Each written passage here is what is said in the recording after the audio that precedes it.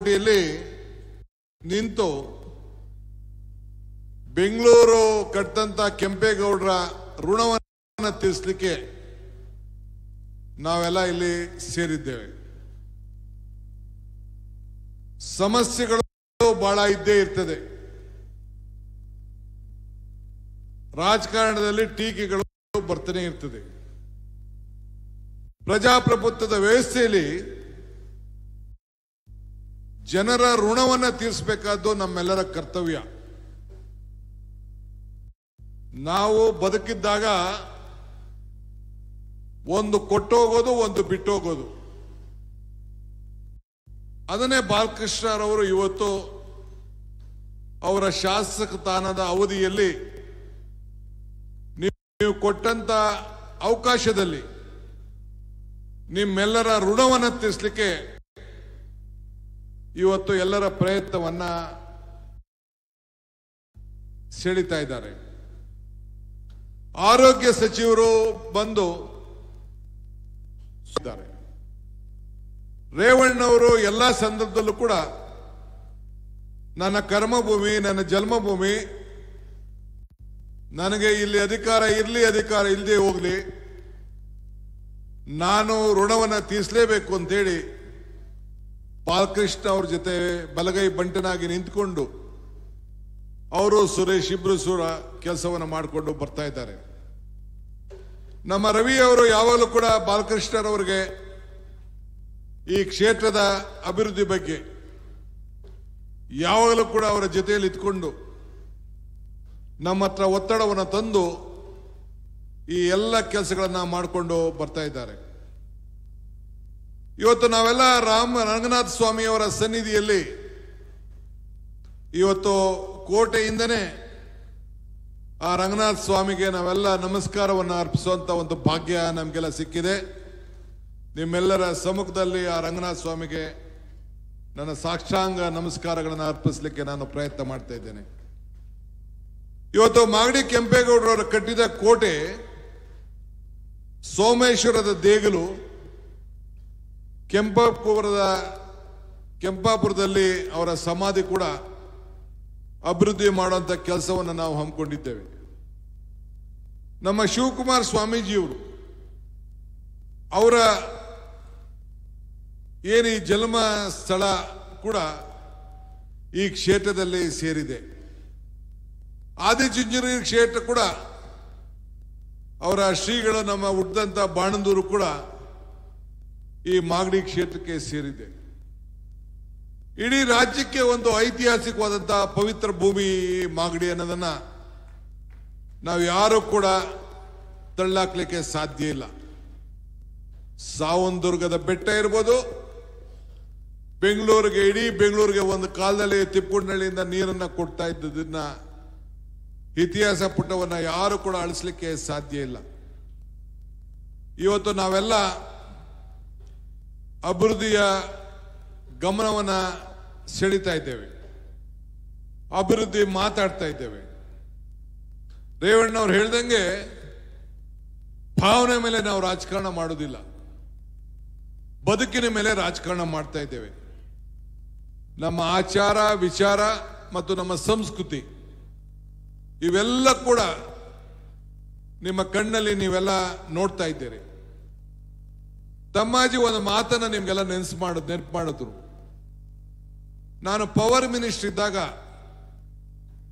High voltage distribution system ಅಂತ HVDS scheme ಪ್ರತಿಯೊಬ್ಬ ರೈತ ಇಲ್ಲ ಇಬ್ಬಿಬ್ರು ರೈತರಿಗೆ ನಾವು ಟ್ರಾನ್ಸ್ಫಾರ್ಮರ್ ಕೊಟ್ಟಂತ ಒಂದು ದಾಖಲೆ ಇಡೀ ರಾಜ್ಯದಲ್ಲ, ಇಡೀ ನಮ್ಮ ಭಾರತದ ಒಂದು ಲೋಕಸಭಾ ಕ್ಷೇತ್ರದಲ್ಲಿ ಇಂಥ ಒಂದು ಐತಿಹಾಸಿಕವಾದಂಥ ಕಾರ್ಯಕ್ರಮ ಇಡೀ ಭಾರತದಲ್ಲಿ ಯಾವ ಕ್ಷೇತ್ರದಲ್ಲೂ ಇಲ್ಲ. ಆ ಕ್ಷೇತ್ರವನ್ನ ಬೆಂಗಳೂರು ಗ್ರಾಮಾಂತರ ಕ್ಷೇತ್ರದಲ್ಲಿ ಮಾಡಿದ್ದೇವೆ ಅಂತ ಹೇಳ್ಕೊಳ್ಳಿಕ್ಕೆ ನನಗೆ ಬಹಳ ಸಂತೋಷ ಆಗ್ತದೆ. ಈಗ ನಾನು ನಮ್ಮ ಶ್ರೀರಂಗಪಟ್ಟಣದ MLA ಬಂಡಿ ಸಿದ್ದೇಗೌಡರಿಗೆ ಹೇಳಿದ್ದೇನೆ, ನಿಮ್ಮ ಕ್ಷೇತ್ರದಲ್ಲಿ ಈ ಯೋಜನೆ ತೆಗೆದುಕೊಂಡು ಹೋಗ್ಬೇಕು ಅಂತೇಳಿ ಅವ್ರಿಗೆ ಸಲಹೆಯನ್ನು ಕೊಟ್ಟಿದ್ದೇನೆ. ಯಾರು ಕೂಡ ಟ್ರಾನ್ಸ್ಫಾರ್ಮರ್ನ ರಿಪೇರಿ ಮಾಡಿಸ್ಬೇಕಾರೆ 30,000, 40,000, 50,000 ಅಂತೇಳಿ ಲಂಚ ಕೇಳ್ತಾ ಇದ್ರು. ಆಗ ಎಲ್ಲ ಟ್ರಾನ್ಸ್ಫಾರ್ಮರ್ಗಳನ್ನ ಬದಲಾಯಿಸಿ ನಿಮ್ಮ ಹತ್ರ ಅಗ್ರಿಮೆಂಟ್ ಮಾಡಿಕೊಂಡು ನಿಮ್ಮ ಟ್ರಾನ್ಸ್ಫಾರ್ಮರ್ನ ನೀವೇ ಕಾಪಾಡುವಂತ ಕೆಲಸ ಇವತ್ತು ಮಾಡಿರೋದು ನನಗೂ ಕೂಡ ಒಂದು ದೊಡ್ಡ ಸಮಾಧಾನ ಇವತ್ತು ತಂದಿದೆ. ನನಗೆಲ್ಲ ರೇಷ್ಮೆ ಹಾರ ಹಾಕ್ತಿದ್ರು. ನಮ್ದು ರೇಷ್ಮೆ ಭೂಮಿ, ಮಿಲ್ಕು ಸಿಲ್ಕು ತರಕಾರಿ.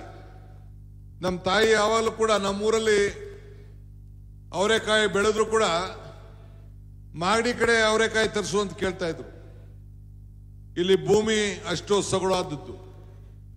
ರಾಗಿ, ಭೂಮಿ, ತರಕಾರಿ ಎಲ್ಲ ಕೂಡ ಈ ಜನರ ರೈತರ ಬದುಕು ಬಹಳ ಬೆಂಗಳೂರಿಗೆ ಒಂದು ಆಶ್ರಯವಾಗಿ ಬೆಳೆದದ್ದನ್ನ ನಾವೆಲ್ಲ ಮೊದಲಿಂದ ಕೂಡ ನಾವು ನೋಡಿಕೊಂಡು ನಾವು ಬಂದಿದ್ದೇವೆ. ಇವತ್ತು ಸಮಸ್ಯೆಗಳು ಯಶಸ್ವಿ ಆಗ್ಬೇಕಾದ್ರೆ, ಕಷ್ಟಗಳನ್ನ ನಿವಾರಣೆ ಆಗ್ಬೇಕಾದ್ರೆ ಶ್ರಮ ಪಟ್ಟಾಗ ಮಾತ್ರ ಫಲವನ್ನು ನಾವು ಕಾಣ್ತೇವೆ. ಸಾಧನೆ ಇಲ್ಲದೆ ಸತ್ರೆ ಸಾವಿಗೆ ಅವಮಾನ. ಆದರ್ಶ ಇಲ್ಲದೆ ಬದುಕಿದರೆ ಆ ಬದುಕಿಗೆ ಒಂದು ಅವಮಾನ. ಹಂಗೆ ಇವತ್ತು ನಾವು ದೇವರು ಕೊಟ್ಟಂತ ವರ, ಈ ದೇಶದ ದೇವರು ನಮಗೆ ವರ ಕೊಡೋದು, ಶಾಪ ಕೊಡೋದು, ಅವಕಾಶ ಕೊಡೋದು, ಇವೆಲ್ಲ ಕೂಡ ನಾವು ಗಮನದಲ್ಲಿ ಇಟ್ಕೊಳ್ಬೇಕು. ವರ ಶಾಪಕ್ಕಿನ್ನ ಅವಕಾಶವನ್ನು ಮಾತ್ರ ಕೊಡ್ತಾನೆ. ಅದನ್ನು ತೀರಿಸಬೇಕು ಅಂತೇಳಿ ಇವತ್ತು ಬಾಲಕೃಷ್ಣರವರು ನಿಮಗೆಲ್ಲ ಸೇರಿ ನನ್ನ ಈ ಅಧಿಕಾರದ ಅವಧಿಯಲ್ಲಿ ನಿಮ್ಮ ಋಣವನ್ನು ತೀರಿಸುವಂತ ಕೆಲಸವನ್ನು ನಾನು ಮಾಡ್ತಾ ಇದ್ದೀನಿ ಅಂತೇಳಿ ಇವತ್ತು ಅವರ ಜೀವನದಲ್ಲಿ ಮಾಡ್ತಾ ಇರುವಂತಹ ಹೋರಾಟ, ಸಾಧನೆಗಳನ್ನು ನಿಮ್ಮ ಮುಂದೆ ಇವತ್ತು ಇಡ್ತಾ ಇದ್ದಾರೆ. ಇವತ್ತು ತಾವೆಲ್ಲ ಕೂಡ ಇಷ್ಟು ದೊಡ್ಡ ಸಂಖ್ಯೆಯಲ್ಲಿ ಇಲ್ಲಿ ಸೇರಿದ್ದೀರಿ. ಇಲ್ಲಿ ಕೆಂಪೇಗೌಡರ ಏನು ಸಮಾಧಿ ಮತ್ತು ಇಲ್ಲಿ ಸುಮಾರು 100ಕ್ಕೂ ಹೆಚ್ಚು ಕೋಟಿ ಹಣವನ್ನ ಈಗ ನಾನು ಬೆಂಗಳೂರು ನಗರದಿಂದ ಹಣವನ್ನು ಕೊಟ್ಟಿದ್ದೇನೆ. ಇಲ್ಲಿ ಮತ್ತೆ ಸೋಮನಹಳ್ಳಿ ಅಲ್ಲ, ಎಂಟ್ರೆನ್ಸ್ ನಲ್ಲಿ ಸುಂಗದಕಟ್ಟೆ ಕೆಳಗಡೆ ಕೆಂಪೇಗೌಡ ಭವನ ಕಟ್ಟಬೇಕು ಅಂತೇಳಿ 5 ಎಕರೆ ಜಾಗವನ್ನ ಮಾಡಿ, ಸುಮ್ನಹಳ್ಳಿ 5 ಎಕರೆ ಜಾಗ ಕೊಟ್ಟು ಅಲ್ಲೂ ಕೂಡ 100 ಕೋಟಿ ಹೆಚ್ಚು ಹಣವನ್ನು ಬಿಡುಗಡೆ ಮಾಡಿ ಈಗಾಗಲೇ ನಮ್ಮ ನಿರ್ಮಲಾನಂದ ಸ್ವಾಮಿಯವರು ಅದ್ರ ಬಗ್ಗೆ ಒಂದು ಪ್ಲಾನ್ ಕೂಡ ಅವರು ಚರ್ಚೆ ಮಾಡ್ತಾ ಇದ್ದಾರೆ. ನಾನು ಅನೇಕರಿಗೆ ಯಾವ ರೀತಿ ಬರಬೇಕು ಅಂತೇಳಿ ಮೊನ್ನೆ ಭೂಮಿ ಪೂಜೆಯನ್ನು ಕೂಡ ನಾವು ಮಾಡಿದ್ದೇವೆ. ಮಾಗಡಿ ಯೋಜನೆ ಪದಾಧಿಕಾರಿದಿಂದ BMRD ವತಿಯಿಂದ 20 ಕೋಟಿ ರೂಪಾಯಿಯನ್ನು ಕೂಡ ಈಗಾಗಲೇ ನಾವು ಗೌರಮ್ಮನ ಕೆರೆ ಇದಕ್ಕೆಲ್ಲ ಕೂಡ ಅಭಿವೃದ್ಧಿಯನ್ನು ಮಾಡಲಿಕ್ಕೆ ಕಾರ್ಯಕ್ರಮವನ್ನು ರೂಪಿಸಿದ್ದೇವೆ. ಇದಲ್ಲದೆ 159 ಗ್ರಾಮಗಳನ್ನ ಕಂದಾಯ ಗ್ರಾಮವನ್ನಾಗಿ ಮಾಡಬೇಕು ಅಂತೇಳಿ ಅವರೆಲ್ಲರೂ ಕೂಡ ದಾಖಲೆಯನ್ನು ಕೊಟ್ಟು ಅವರ ಆಸ್ತಿಗಳಿಗೆ ಒಂದು ಗ್ಯಾರಂಟಿಯನ್ನು ಕೊಟ್ಟಿದ್ದೇವೆ. ಇವತ್ತು ಕೃಷ್ಣ ಬೈರೇಗೌಡರು ನಮ್ಮ ಕಂದಾಯ ಸಚಿವರು ಕೂಡ ಇಲ್ಲಿಗೆ ಬರಬೇಕಾಗಿತ್ತು. ಅವರು ದೆಹಲಿಯಲ್ಲಿ ಉಳ್ಕೊಂಡಿದ್ದಾರೆ. ಅವರು ನಾನು ಕೇಳಿದೆ, ಅನೇಕ ಕೆಲಸ ಇರೋದ್ರಿಂದ, ಸರ್ಕಾರದ ಕಾರ್ಯಕ್ರಮ ಇರೋದ್ರಿಂದ ಇವತ್ತು ಅಲ್ಲೇ ಅವರು ಉಳ್ಕೊಳ್ಬೇಕಾದಂತ ಪರಿಸ್ಥಿತಿ ಬಂತು. ಈ ಸೊತ್ತು ಕೂಡ ಸುಮಾರು ಈಗಾಗಲೇ 1200 ಜನಕ್ಕೆ ವಿತರಣೆ ಆಗಿದೆ. ಇನ್ನು ಮಿಕ್ಕಿದವ್ರಿಗೆಲ್ಲರೂ ಕೂಡ ವಿತರಣೆ ಮಾಡೋಂಥ ಕೆಲಸ ಮಾಡ್ತಾ ಇದ್ದೇವೆ. ನಾನು ಆಗ ಒಂದು ಮಾತು ಹೇಳ್ತಾ ಇರ್ತೇನೆ, ಕಾಂಗ್ರೆಸ್ ಶಕ್ತಿನೇ ಈ ದೇಶದ ಶಕ್ತಿ, ಕಾಂಗ್ರೆಸ್ ಇತಿಹಾಸನೇ ಈ ದೇಶದ ಇತಿಹಾಸ. ಕಾಂಗ್ರೆಸ್ ಅಧಿಕಾರಕ್ಕೆ ಬಂದ್ರೆ ಎಲ್ಲ ವರ್ಗದ ಬಗ್ಗೆ ನಾವು ಚಿಂತೆ ಮಾಡ್ತೇವೆ ಅಂತೇಳಿ ಒಂದು ಮಾತನ್ನ ಹೇಳ್ತಾ ಇರ್ತೇನೆ. ಇವತ್ತು 5 ಗ್ಯಾರಂಟಿಗಳನ್ನ ಕೊಟ್ಟಿದ್ದೇವೆ. ಚುನಾವಣಾ ಮುಂಚಿತವಾಗಿ ಬಂದು 5 ಗ್ಯಾರಂಟಿಗಳು ಬಂದು ನಿಮಗೆ ಬಗ್ಗೆ ತಿಳುವಳಿಕೆ ಹೇಳ್ತಿದ್ದು. ಪಾಪ ಬಿಜೆಪಿಯವರು, ಜನತಾದಳದವರು ಎಲೆಕ್ಷನ್ಗೋಸ್ಕರ ಸ್ಟಂಟ್ ಮಾಡ್ತಾರೆ ಅಂತೇಳಿ ಟೀಕೆಗಳನ್ನ ಮಾಡಿದ್ರು. ಅದೇ 4-5 ತಿಂಗಳಲ್ಲಿ 5 ಗ್ಯಾರಂಟಿಗಳು ಕೂಡ ಜನರ ಅಕೌಂಟ್ಗೆ ತಲುಪಿ ನಿಮ್ಮ ಮನೆಗೆ ಉಚಿತವಾದಂತಹ ವಿದ್ಯುತ್ ಶಕ್ತಿಯನ್ನು ಉರಿಸಿ ಹೊಟ್ಟೆ ತುಂಬ ಅನ್ನವನ್ನು ತುಂಬಿಸಿ ನಾವು ಬಸ್ನಲ್ಲಿ ಬೆಂಗಳೂರಿಗಾಗಲಿ, ಧರ್ಮಸ್ಥಳಕ್ಕಾಗಲಿ, ಕುಕ್ಕೆಗಾಗಲಿ, ಮೈಸೂರಿಗಾಗಲಿ ಎಲ್ಲಿಗೆ ಬೇಕಾದ್ರೂ ನನ್ನ ತಾಯಂದಿರು ಪ್ರಯಾಣ ಮಾಡೋಂಥ ಅವಕಾಶ ಈ ದೇಶದಲ್ಲಿ ಯಾವ್ದಾದ್ರು ಸರ್ಕಾರ ಕೊಟ್ಟಿದೆ ಅಂದ್ರೆ ಇದು ಸಿದ್ದರಾಮಯ್ಯನವರು ಮತ್ತು DK ಶಿವಕುಮಾರ್ ನೇತೃತ್ವದ ಸರ್ಕಾರ ಅಂತ ಹೇಳಲಿಕ್ಕೆ ನನಗೆ ಬಹಳ ಸಮಾಧಾನ ಆಗ್ತದೆ. ನಾನು ಬಿಜೆಪಿಯವರಿಗೆ, ಜನತಾದಳದವ್ರಿಗೆ ಕೇಳ್ತೀನಿ, ಇಂಥದ್ದು ಒಂದು ಕಾರ್ಯಕ್ರಮ, ನಾನು ಕುಮಾರಸ್ವಾಮಿ ಬಗ್ಗೆನೂ ನಾನು ಮಾತಾಡೋದಿಲ್ಲ, ದೇವೇಗೌಡರ ಬಗ್ಗೆನೂ ಮಾತಾಡೋದಿಲ್ಲ, ಯಡಿಯೂರಪ್ಪನವ್ರ ಬಗ್ಗೆನೂ ಮಾತಾಡೋದಿಲ್ಲ, ಬೊಮ್ಮಾಯಿ ಬಗ್ಗೆನೂ ಮಾತಾಡೋದಿಲ್ಲ. ಈ ಜನರ ಬದುಕಿಗೆ ರೇವಣ್ಣ ಒಂದು ಪಟ್ಟಿ ಕೊಡ್ತಾ ಇದ್ರು. ಉಳೋನ್ಗೆ ಭೂಮಿ, ಬಡವನಿಗೆ ಸೈಟು, 5 ಗ್ಯಾರಂಟಿ, ವಿಡೋ ಪೆನ್ಷನ್ನು, ನಮ್ಮ ಹಿರಿಯರಿಗೆ ಪೆನ್ಷನ್ನು, ಈ ಅಂಗನವಾಡಿ ಕಾರ್ಯಕ್ರಮ, ಇಲ್ಲಿ ನಮ್ಮ ಆಶಾ ಕಾರ್ಯಕರ್ತರಿದ್ದಾರೆ, ಈ ಕಾರ್ಯಕ್ರಮ, ಇವು ಯಾವ್ದಾದ್ರು ಒಂದು ಕಾರ್ಯಕ್ರಮನ ಜನತಾದಳದವರು ಅಲ್ಲಿ ಬಿಜೆಪಿಯವರು ಕೊಟ್ಟಿದಾರ? ನಿಮ್ಮ ಬದುಕಿಗೆ ಹೇಳಿ. ನೀವು ಬರೀ ರಾಜಕಾರಣ ಅಲ್ಲ, ಜಾತೀಯತೆ ಅದಲ್ಲ, ನಿಮ್ಮ ಹೊಟ್ಟೆ ತುಂಬುವಂಥದ್ದು, ನಿಮ್ಮ ಬದುಕನ್ನ ಮಾಡ್ಕೊಳ್ಳುವಂತ ಒಂದು ಕಾರ್ಯಕ್ರಮ. ನಾವು ಈ ಮಾಗಡಿ ಕೆಂಪೇಗೌಡ ಕಟ್ಟಂತ ಬೆಂಗಳೂರಿನ ಜನ, ನಮ್ದು ಬೆಂಗಳೂರು ಜಿಲ್ಲೆ, ನಮ್ಮ ತಮ್ಮಾಜಿ ರಾಮನಗರ ಜಿಲ್ಲೆ ಅಂತ ನೆನೆಸ್ಕೋತಾ ಇದ್ದ. ನಾನು ಹೇಳಿದೆ, ನಾವು ರಾಮನಗರ ಹೆಡ್ ಕ್ವಾರ್ಟರ್ಸ್, ನಾವು ಹುಟ್ಟಿರೋದು, ನಾವು ಸಾಯೋದು, ನಾವು ಬದುಕ್ತಾ ಇರೋದು ಬೆಂಗಳೂರು ಜಿಲ್ಲೆ ಜನ. ಈಗ ನನಗೆ ಮಾಗಡಿ ಬಾಲಕೃಷ್ಣಂಗೆ ಚಕ್ರಬಾವಿ ಅಲ್ಲ, ಹುಲಿಕಟ್ಟೆ ಬಾಲಕೃಷ್ಣ, SC ಬಾಲಕೃಷ್ಣ ಅಂತ ಮರಿಲಿಕ್ಕೆ ಸಾಧ್ಯನಾ? ನನ್ನ ದೊಡ್ಡಹಳ್ಳಿ ಕೆಂಪೇಗೌಡನ ಮಗ DK ಶಿವಕುಮಾರ್ ಅಂತ ಯಾರು ತೆಗೆದಾಕ್ಲಿಕ್ಕೆ ಸಾಧ್ಯನಾ? ಕುಮಾರಸ್ವಾಮಿನ HD ಕುಮಾರಸ್ವಾಮಿ ಅಂತ ತೆಗೆದಾಕ್ಲಿಕ್ಕೆ ಸಾಧ್ಯನಾ? ಹಂಗೆ ನಮಗೆ ಕೊಟ್ಟಂತ ಹಿರಿಯರು, ಕೆಂಪೇಗೌಡ ಕಟ್ಟಂತ ಬೆಂಗಳೂರು, ಆ ಬೆಂಗಳೂರು ಜಿಲ್ಲೆಯ ಪರಂಪರೆನ ನಾವು ಯಾಕೆ ಕಳ್ಕೋಬೇಕು? ಅದಕ್ಕೆ ದೊಡ್ಡ ಹೋರಾಟ ಮಾಡಿದೆ, ನಮ್ಮ ಹೆಸರು ಇತಿಹಾಸ ಉಳಿಬೇಕು ಅಂತ. ಆದರೆ ಜನತಾದಳದ ನಾಯಕರುಗಳು ಹೋಗಿ ಡೆಲ್ಲಿಲಿ ಹೇಳಿ ಇದನ್ನ ಕೊಡಕ್ ಆಗಲ್ಲ ಅಂತೇಳಿ ಬರೆದ್ರು. ನಮಗೆ ವಿದ್ಯಾ ಗೊತ್ತಿಲ್ವೇ? ನೀವು ಕೊಟ್ಟಂತ ಶಕ್ತಿ, ನಿಮ್ಗೆ ಕೊಡಬೇಕಾದಂತ ಋಣ, ನಿಮ್ಮ ಇತಿಹಾಸ, ನಿಮ್ಮ ಪ್ರತಿಯೊಂದು ಜಮೀನು ಕೂಡ ಬೆಂಗಳೂರು ಗ್ರಾಮಾಂತರ ಜಿಲ್ಲೆ ಅಲ್ಲ, ಬೆಂಗಳೂರು ದಕ್ಷಿಣ ಜಿಲ್ಲೆ. ನಾನು ಜಿಲ್ಲಾ ಪಂಚಾಯತಿ ಮೆಂಬರ್ ಇದ್ದೆ. ಎಲ್ಲಿದ್ದೆ ನಾನು? ಬೆಂಗಳೂರು ಗ್ರಾಮಾಂತರ ಜಿಲ್ಲಾ ಪರಿಷತ್ ಸದಸ್ಯರಿದ್ದೆ, ಬೆಂಗಳೂರಿನಲ್ಲಿದ್ದೆ. ನಮ್ಮ ರೇವಣ್ಣ ಬೆಂಗಳೂರು ಅಧ್ಯಕ್ಷರಾಗಿ, ಜಿಲ್ಲಾ ಕಾಂಗ್ರೆಸ್ ಅಧ್ಯಕ್ಷರಾಗಿದ್ದರು. ನಾನು ಬೆಂಗಳೂರು ಯೂತ್ ಕಾಂಗ್ರೆಸ್ ಅಧ್ಯಕ್ಷರಾಗಿದ್ದೆ. ಅದನ್ನು ನಾವು ಯಾರು ಹೆಸರು ಕಳ್ಕೊಳಕ್ ಸಾಧ್ಯನಾ? ಇಡೀ ಪ್ರಪಂಚದಲ್ಲಿ ಎಲ್ಲೋದ್ರೂ ಕೂಡ ನಿಮ್ಮ ಆಸ್ತಿಗಳು ಬೆಂಗಳೂರಲ್ಲಿದೆ ಅಂತ ಹೇಳ್ತಾರೆ. ನಿಮ್ಮ ಆಸ್ತಿ ಮೌಲ್ಯ ಹೆಚ್ಚಾಗ್ತದೆ. ಪಾಪ ಏನೋ ನಮ್ಮ ಕುಮಾರಣ್ಣ ಬೇಕಾದಷ್ಟು ಸ್ಟ್ರೈಕ್ ಮಾಡ್ಸಕ್ ಪ್ರಯತ್ನ ಮಾಡಿದ್ರು. ಕುಮಾರಣ್ಣ, ನಾನು ಕೇಳೋದಿಷ್ಟೇ, ನೀ ಹಾಸನದಿಂದ ಬಂದು ಬೆಂಗಳೂರಿಗೆ, ರಾಮನಗರ್ಗೆ ಬಂದು ಆಸ್ತಿ ತಗೊಳ್ಳಲೇ, ಇಲ್ಲಿ ಬಂದು ರಾಮನಗರ ರಾಜಕಾರಣ ಮಾಡ್ಲಿಲ್ವೇ ನೀವು, ನಿಮ್ಮ ತಂದೆಯವರು? ನಾವೇನು ಬೇಜಾರು ಮಾಡ್ಕೊಳ್ಳಿಲ್ಲ. ಅರೆ, ನಿಮ್ಮ ಆಸ್ತಿ ಅಲ್ಲೇ ತಗೋಬೋದಾಯ್ತಲ್ಲ, ಇಲ್ಲಿ ಯಾಕೆ ಬಂದು ತಗೊಂಡ್ರಿ? ನಿಮ್ಮ ಬದುಕನ್ನ ಹೇಳಿಕೆ ಮಾಡ್ಕೋಬೇಕು ಅಂತ. ಹಂಗೆ ಈ ಜನ ಇಲ್ಲಿ ಹುಟ್ಟಿರೋರು ಅವರ ಬದುಕನ್ನ ಹೇಳಿಕೆ ಮಾಡ್ಕೊಳ್ಬೇಕು, ಅವರ ಬದುಕಿನಲ್ಲಿ ಹೊಸ ರೂಪ ಕಾಣಬೇಕು ಅನ್ನೋ ದೃಷ್ಟಿಯಿಂದ ಆ ಉಸಿರನ್ನ, ಆ ಹೆಸರನ್ನ ಇವತ್ತು ಉಳಿಸುವಂತ ಕೆಲಸವನ್ನ ಇವತ್ತು ನಾವು ಮಾಡಿದ್ದೇವೆ. ಆದ್ರಿಂದ ಇವತ್ತು ಅನೇಕ ಅಭಿವೃದ್ಧಿ, ಸತ್ತೆಗಾಲದಿಂದ ಸುಮಾರು 90 ಕೋಟಿ ವೆಚ್ಚದಲ್ಲಿ ಇವತ್ತು ಮಾಗಡಿ ಭಾಗದ ಸುಮಾರು 44 ಕೆರೆಗಳಿಗೆ ವೈದ್ಯಗುಡ್ಡ ಮುಖಾಂತರ ತುಂಬಾ ಯೋಜನೆಯನ್ನ ಈಗಾಗಲೇ ಟೆಂಡರ್ ಈಗಾಗಲೇ ಕರೆದಿದ್ದೇವೆ. ಮಂಚನಬೆಲೆ ಜಲಾಶಯ ಕೆಳಭಾಗದಲ್ಲಿ 13.5 ಕೋಟಿ ವೆಚ್ಚದ ಅನೇಕ ಕಾರ್ಯಕ್ರಮವನ್ನು ರೂಪಿಸಿದ್ದೇವೆ. 35 ಕೋಟಿ ವೆಚ್ಚದ ಅನೇಕ ರಸ್ತೆಗಳು, ಚರಂಡಿಗಳಿಗೆ ಕಾಮಗಾರಿಗಳನ್ನು ತೆಗೆದುಕೊಂಡಿದ್ದೇವೆ. ನನ್ನ ಇಲಾಖೆಯಲ್ಲಿ ಈಗಾಗಲೇ 100 ಕೋಟಿಗಳನ್ನು ಕೊಟ್ಟಿದ್ದೇವೆ. ಶ್ರೀರಂಗ ಯೋಜನೆ ಯಾರು ಮಾಡಿದ್ರು? ನಮ್ಮ ಸರ್ಕಾರ, ಸಿದ್ದರಾಮಯ್ಯನವರು, ನಾವು ಎಲ್ಲ ನಿಂತ್ಕೊಂಡು DK ಸುರೇಶ್ ಅವರ ಒತ್ತಡವನ್ನ ಗಮನದಲ್ಲಿಟ್ಕೊಂಡು ಆ ಕಾರ್ಯಕ್ರಮವನ್ನು ಇವತ್ತು ನಾವು ಮಾಡಿಕೊಂಡು ನಾವು ಬಂದಿದ್ದೇವೆ. ಆದ್ರಿಂದ ಇಂಥ ಅನೇಕ ನೂರಾರು ಕಾರ್ಯಕ್ರಮಗಳನ್ನು ಇಡೀ ರಾಜ್ಯದ ಉದ್ದಗಲಕ್ಕೂ ಕೂಡ ನಾವು ಮಾಡ್ಕೊಂಡು ಬಂದಿದ್ದೇವೆ. ಎಲ್ಲೇ ಅಭಿವೃದ್ಧಿ ಕೆಲಸ ನೀವೆಲ್ಲ ಗಮನಿಸಿದ್ದೀರಿ.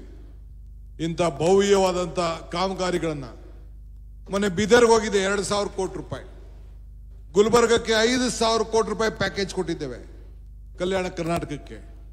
ಮೈಸೂರಿನಲ್ಲಿ, ಮಂಡ್ಯದಲ್ಲಿ ಕಾರ್ಯಕ್ರಮ ಮಾಡಿದ್ದೇವೆ. ಎಲ್ಲ ಕಡೆ ಈ ರೀತಿ ಮಾಡಿದ್ದೇವೆ. ನಮ್ಮ ಸ್ನೇಹಿತರು ವಕೀಲರು ಅವರು ಒಂದು ಮನವಿಯನ್ನು ಕೊಟ್ಟಿದ್ದಾರೆ.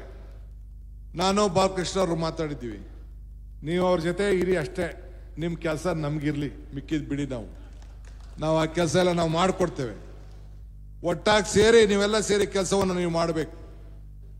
ಇವತ್ತು ಸಿದ್ದರಾಮಯ್ಯನವ್ರ ನೇತೃತ್ವದ ಕೆಲಸ ಪ್ರತಿಯೊಂದು ಇಲಾಖೆಯಲ್ಲೂ ಕೂಡ ಪರಿಶಿಷ್ಟ ಜಾತಿ, ಪರಿಶಿಷ್ಟ ಪಂಗಡದವ್ರಿಗೆ 40,000 ಕೋಟಿ ರೂಪಾಯಿ ಮೀಸಲಿಟ್ಟಿದ್ದೇವೆ.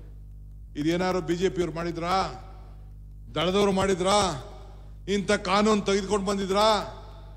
ಇವತ್ತು ಏನು 30 ವರ್ಷದಿಂದ ಏನು ಒಳ ಮೀಸಲಾತಿ ವಿಚಾರದಲ್ಲಿ ಹೋರಾಟ ನಡೀತಾ ಇತ್ತು, ಅದಕ್ಕೆ ಒಂದು ಶಕ್ತಿಯನ್ನು ತುಂಬಿದ್ದೇವೆ. ಇಡೀ ರಾಷ್ಟ್ರ ನಮ್ಮನ್ನ ನೋಡ್ತಾ ಇದೆ.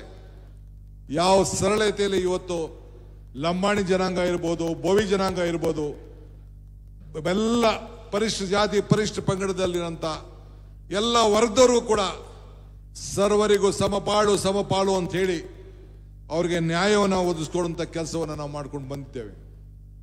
ಇವತ್ತು ಈ ರೇಷ್ಮೆಯ ನಾಡು ನಮ್ಮ ರಾಮನಗರ. ಹೆಚ್ಚಿಗೆ ರೇಷ್ಮೆ ಒಳ್ಳೆ ಬೆಲೆ ಇದೆ, ಬೆಳೀರಿ. ಒಳ್ಳೆ ಬೆಳೆಯಿಂದ ಇವತ್ತು ಹೈನುಗಾರಿಕೆ ಇದೆ. ಮಿಲ್ಕು, ಸಿಲ್ಕು ನಮ್ಮ ಜಿಲ್ಲೆಯಲ್ಲಿ ಬಹಳ ಉತ್ತಮವಾಗಿದೆ. ತರಕಾರಿ ಬೆಳೆಯಲಿ, ಬೆಂಗಳೂರಿಗೆ ಶಕ್ತಿಶಾಲಿಯಾದಂಥ ತರಕಾರಿ ಇವತ್ತು ಸಿಗಲಿ. ಅದಕ್ಕೆಲ್ಲ ಥರದಲ್ಲೂ ಕೂಡ ನಾವು ಶಾಶ್ವತವಾದಂಥ ಕಾರ್ಯಕ್ರಮಗಳನ್ನು ನಡೆಸುವಂಥ ಕೆಲಸವನ್ನು ನಾವು ಮಾಡ್ತೇವೆ.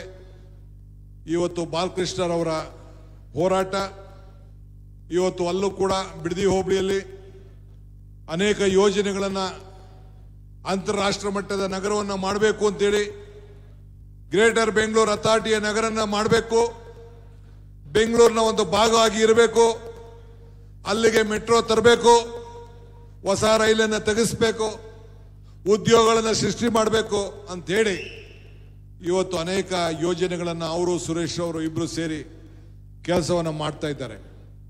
ಅದಕ್ಕೆ ನಾವು ಪೂರಕವಾಗಿ ಎಲ್ಲ ಕಾರ್ಯಕ್ರಮಗಳನ್ನು ನಾವು ನಿರೂಪಿಸಿ ಮಾಡ್ತಾ ಇದ್ದೇವೆ. ಇವತ್ತು ಜಿಲ್ಲಾ ಪಂಚಾಯತಿ, ತಾಲೂಕ್ ಪಂಚಾಯತಿ ಎಲೆಕ್ಷನ್ ಕೂಡ ಬರ್ತಾ ಇದೆ. ನಗರಸಭೆ, ಪುರಸಭೆ ಮತ್ತು ಪಂಚಾಯತಿಗಳಲ್ಲಿ ನರೇಗಾ ವಿಚಾರದಲ್ಲಿ ನೀವೆಲ್ಲ ಅತಿ ಹೆಚ್ಚು ಹಣವನ್ನು ಉಪಯೋಗಿಸುವಂಥ ಕೆಲಸವನ್ನು ತಾವೆಲ್ಲ ಮಾಡಬೇಕು. ಈಗಾಗಲೇ ರಸ್ತೆಗಳು ಉತ್ತಮವಾಗಿ ಅಭಿವೃದ್ಧಿ ಆಗಿದೆ. ಮುಂದಿನ ದಿನದಲ್ಲಿ ಟ್ರಾಫಿಕ್ ಕೂಡ ಕುಣಗಲ್ಲಿಂದ ಮಾಗಡಿ ಮೇಲೆನೆ ಹೋಗುವಂಥ ಕೆಲಸ ನಡೀತದೆ. ಈಗಾಗಲೇ ನಾನು ತಾವರೆಕೆರೆ ಮೇಲೆ ವರೆಗೂ ಈಗಾಗಲೇ ಡಬಲ್ ಡೆಕ್ಕರ್ ಮಾಡಬೇಕು ಮೆಟ್ರೋ ಜೊತೆಯಲ್ಲಿ ಅಂತೇಳಿ DPR ತಯಾರು ಮಾಡಲಿಕ್ಕೆ ಈಗಾಗಲೇ ನಾನು ಹೇಳಿದ್ದೇನೆ. ಹೇಳ್ತೀನಿ ಬಿಡಪ್ಪ, ನನಗೆ ನೋಡಿ ಎಲ್ಲೋದ್ರೂ ಬಿಡಲ್ಲ ನನಗೆ ಬಾಲಕೃಷ್ಣ. ಈಗ ನೀವೇ ನನ್ನ ರಕ್ಷಣೆ ಬರಬೇಕು. ಸುಮ್ನಹಳ್ಳಿಯಿಂದ ತಾವರೆಕೆರೆ ಅಂತ ಹೇಳಿ ಅಂತ ಹೇಳ್ತಾ ಇದ್ದೇನೆ, ಅದನ್ನೇ ಹೇಳ್ತಾ ಇದ್ದೀನಿ. ಇದು ಮಾಗಡಿ ಕ್ಷೇತ್ರ ಬಾಲಕೃಷ್ಣಂದಲ್ಲ, ಇದು DK ಸುರೇಶ್, DK ಶಿವಕುಮಾರ್ ಕ್ಷೇತ್ರ. ಸಾಕೇನಪ್ಪ? ನಮ್ಮ ಕ್ಷೇತ್ರ ಇದು. ನಾವು ಈ ಕೆಲಸ ಕನಕಪುರ ಕ್ಷೇತ್ರ ಯಾವ ರೀತಿ ಕೆಲಸ ಮಾಡಿದೀವೋ ಈಗ ಕೆಲಸ ಕಡಿಮೆ ಆಗೋಗಿದೆ ಕನಕಪುರದಲ್ಲಿ. ಇದನ್ನೆಲ್ಲ ಕೂಡ ರಾಮನಗರ, ಮಾಗಡಿ, ಚನ್ನಪಟ್ಟಣ ಅಲ್ಲೂ ನಿಂತ್ಕೊಂಡೆಲ್ಲ ಪಾಪ ಯೋಗೇಶು ಅವನು ಕಮಲ ಹಿಡ್ಕೊಂಡು ಹೊರಟ್ಬಿಟ್ಟಿದ್ದ. ಹೇಳ್ಬಿಟ್ಟಿದ್ದೆ ನಾನು, ಕಮಲ ಕೆರೆಯಲ್ಲಿದ್ದರೆ ಚಂದ, ತೆನೆ ಹೊಲದಲ್ಲಿದ್ದರೆ ಚಂದ, ಈ ದಾನ ಧರ್ಮ ಮಾಡುವ ಕೈ ಅಧಿಕಾರದಲ್ಲಿದ್ರೆ ಚಂದ ಅಂತ. ಅದಕ್ಕೆ ಈ ದಾನ ಧರ್ಮ ಮಾಡುವ ಕೈ ಅಧಿಕಾರ ಇದ್ದದಕ್ಕೆ ಈ ಪಂಚ ಗ್ಯಾರಂಟಿ 5 ಬೆರಳು ಸೇರಿ ಈ ಕೈ ಮುಷ್ಟಿ ಆಯಿತು. 5 ಬೆರಳು ಸೇರಿ ಈ ಕೈ ಗಟ್ಟಿ ಆಯ್ತು. ಯಾರ ಕೈ? ಬಾಲಕೃಷ್ಣನ ಕೈ ಗಟ್ಟಿ ಆಯಿತು. ಇಷ್ಟು ಮಾತ್ರ ಹೇಳಿ ತಮ್ಮೆಲ್ಲರೂ ಕೂಡ ಒಂದ್ಸಿ